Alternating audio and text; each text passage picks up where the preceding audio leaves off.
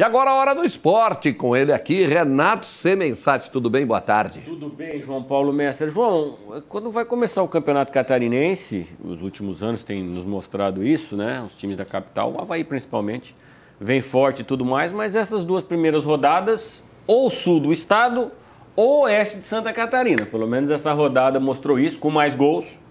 Grande destaque para a vitória do Galo do Oeste, do Concórdia, para cima do Joinville, em Joinville, por 3-1, né? O Joinville havia estreado com o Figueirense, mas é claro que olhando para a tabela de classificação, que a gente vai ver daqui a pouco.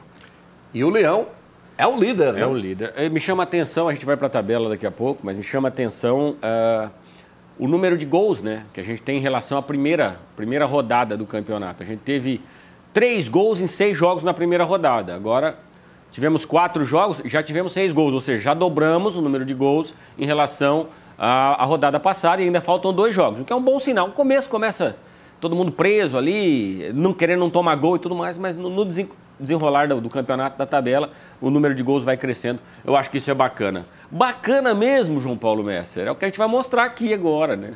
O torcedor do Hercílio tá... Hercílio em primeiro com 6 pontos, Chapecoense também 6 pontos, e estão rigorosamente empatados em tudo. Os dois times venceram os 2 jogos por 1-0.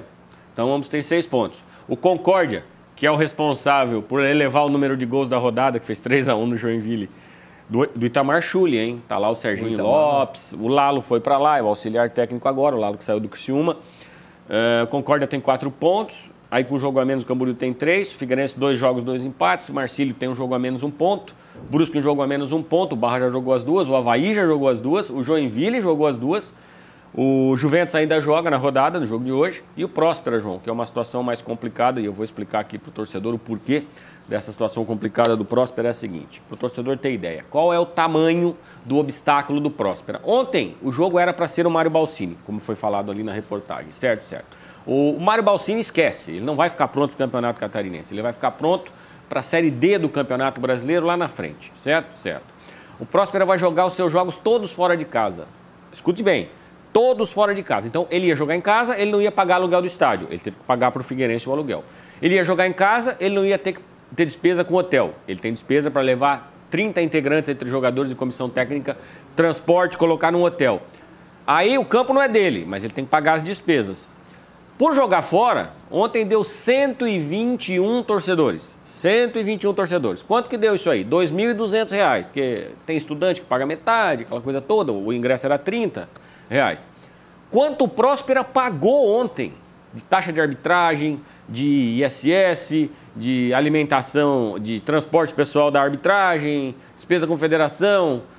Só ali o Próspera pagou quase R$ 7.000. Então, para jogar, para abrir o estádio Orlando Scarpelli, sem contar o aluguel que tem que pagar, sem contar o hotel, sem contar o transporte que ele não teria, e jogando sem o apoio do seu torcedor, o Próspera já sai pagando 7, 10, dependendo do lugar, R$ 12.000. Então, esse é o Próspera desse ano. Por isso, João, a dificuldade, o Próspera está na lanterna.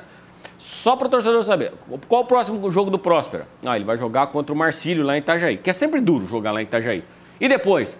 Depois num campo que não é o dele, que seria o mando dele, ele vai pegar líder do campeonato, a Chapecoense. Vai jogar em Florianópolis? Vai jogar onde? Em Tubarão? Mas não vai jogar no Mário Balsini, não vai jogar em Criciúma. Então é uma situação muito delicada do Próspera. E o Hercílio, com todos os méritos, a gente conversou aqui já junto, sabe? Fala, o Raul Cabral é um cara que conhece o futebol catarinense, certinho, né? Trouxe o Rafael Lima, montou o time na Copa Santa Catarina, manteve a base do time. Mas pegou 2 adversários que estão na parte de baixo da tabela. Meu amigo, venceu.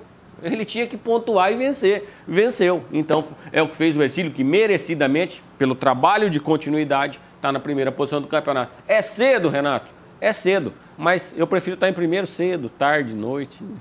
Sempre. E o Criciúma? Criciúma, vamos lá. Criciúma segue trabalhando, normal. Um jogador do ano passado que ficou aí marcado no acesso, o Igor, atacante.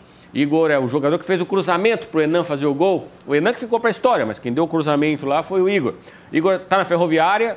Criciúma negocia com esse jogador para ele jogar pelo Criciúma na Série B do Campeonato Brasileiro.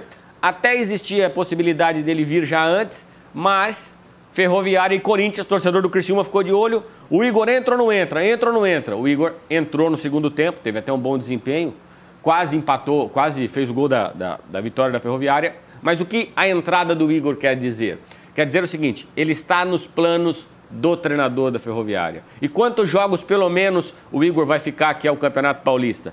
Pelo menos 12 jogos. Então o Igor, se vier efetivamente para o Criciúma, e está muito próximo disso, vai ser daqui pelo menos 2 meses. Ou seja, vem não para agora, vem para reforçar o time na Série B do Campeonato Brasileiro, lá no dia 9 de abril ou 8 de abril, quando o Criciúma vier a estrear. Não é um jogador que vem para agora, ele está nos planos do treinador que joga o Campeonato Paulista. E aí você entende que o jogador queira permanecer, porque afinal de contas é contra Corinthians, é contra São Paulo, é contra Palmeiras, ao passo que o Criciúma aqui está na segunda divisão do Catarinense.